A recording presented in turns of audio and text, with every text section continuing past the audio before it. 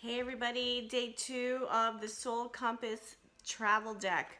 We're going to take you around the world with me since we're all quarantined and we can't travel yet.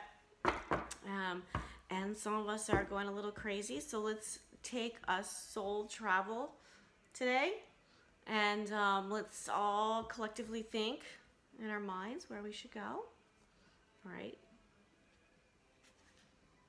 Oh, I like this one. Okay. This one, let me add it there so you can see it really pretty. Do you see it? There's like a pool, animals, little aliens in the background, dolphins made of like kind of fake looking gold. But this really reminds me of Atlantis, like what a room in Atlantis would look like if Atlantis still existed. So it gave me this really great feeling when I entered there. It seemed almost like a fairy tale land. It is in Cusco, Peru. It says, you are about to embark on your own personal journey of the unknown. How do you feel? How do you feel? And I can give you my little, why this is such a special and sacred card for me. I was about to step into the world of death. And I don't say that lightly. I know I'm sounding like I'm saying it lightly, but it's not light. That's where I went to do ayahuasca. And I went to Peru. I was so nervous. It was like, I don't get that nervous normally, but I was like shaking days before we even went. And I was like, what is wrong with me? And it turned out I was just really nervous to do it. And it was horrible. It was horrible and beautiful all at the same time. Literally, this was the biggest gift wrapped in the worst way that I could ever have given myself though.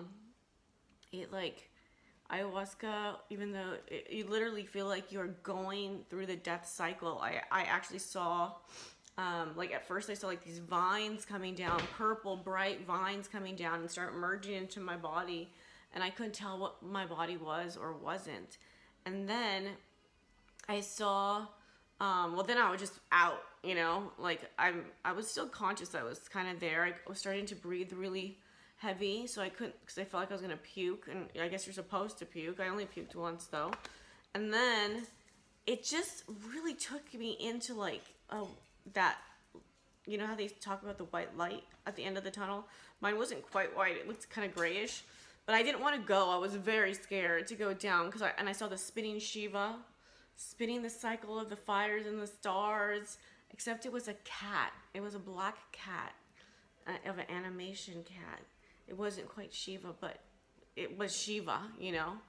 And anyways, it was beautiful. I mean, once I was done with it and I came back, I started laughing out loud and I was like, oh my God, people are so stupid.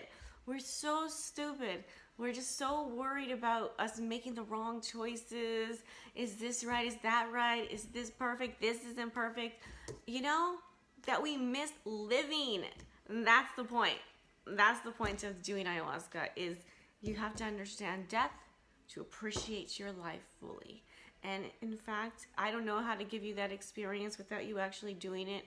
But if you've dabbled with psychedelics, I know you kind of get what I'm talking about, but this is like on another level.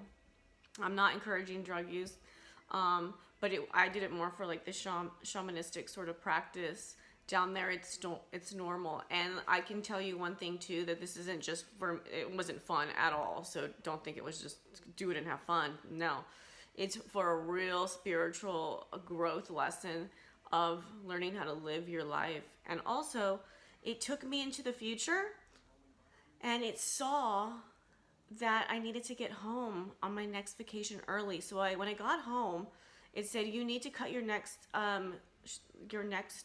trip short, that your loved ones are going to need you. You need to be around for them. So it was in my mind. I came back immediately. The minute I got back, I shortened my Europe trip that I had planned, got back a week before, and it turned out I really did need to be back. My mom had liver failure, and I got her to the hospital basically, and she could have died if I hadn't got there that early. If I had been gone another week, because she was she looked green, like she looked really sick.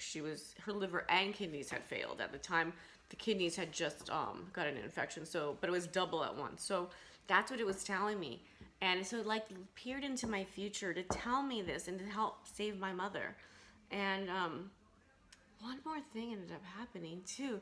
Just a couple little clues that it just showed me boundaries and time don't exist. It's just like it just showed me what I really needed to. And I know this isn't your experience, but I hope that you can take this little message with you to live your life like if it was the last, and be kind and loving and just love all the people that all the people you love that sometimes we hold back about. We don't tell them I love you enough and all of that. Just do it. That's all that really matters in life is love. And that's all I took away with that. It's like I thought about money, I thought about traveling, I thought about all those things, and none of it made sense. And love just made sense. And that's it. Thank you.